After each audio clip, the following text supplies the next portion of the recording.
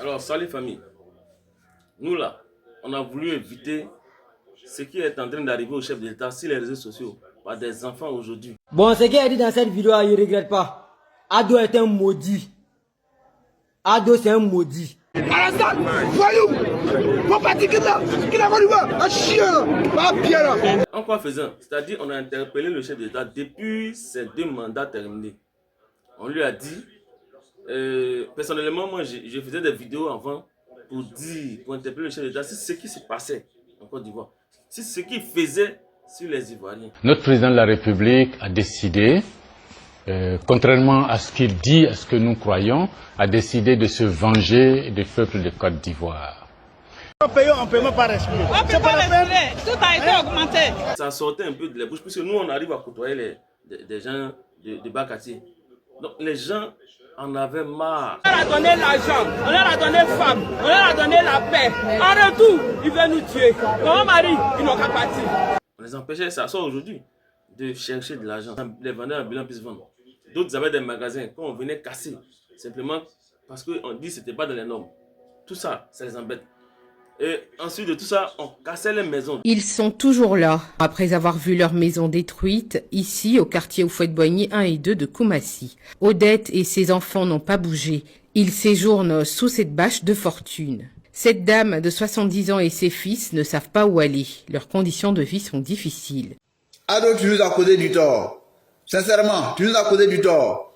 Tu nous frappes et tu nous empêches de pleurer. Donc, quand il n'empêche de manger, il n'empêche de dormir, il n'empêche de chercher de l'argent, c'est l'homme là. Il a 2 natures. Il a une nature humaine, il a une nature sauvage. Prie Dieu pour ne pas qu'il te montre sa nature sauvage. Aujourd'hui,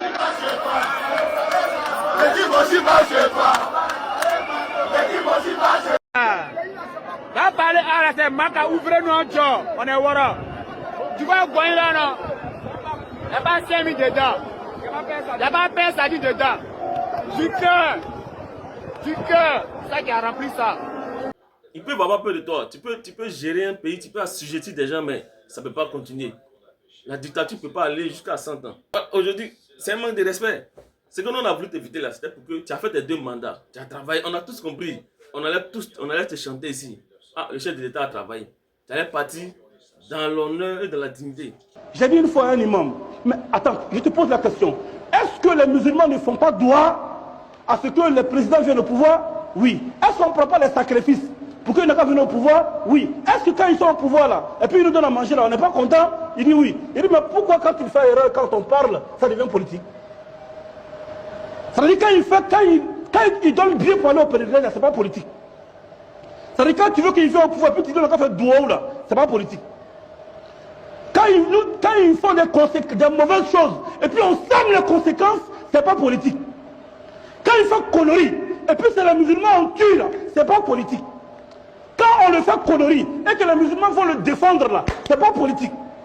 Mais quand lui il est en train de dérailler, et puis on veut parler, on dit ça c'est l'hypocrisie pure. Quel que soit ce qui va se passer, un jour tu vas partir.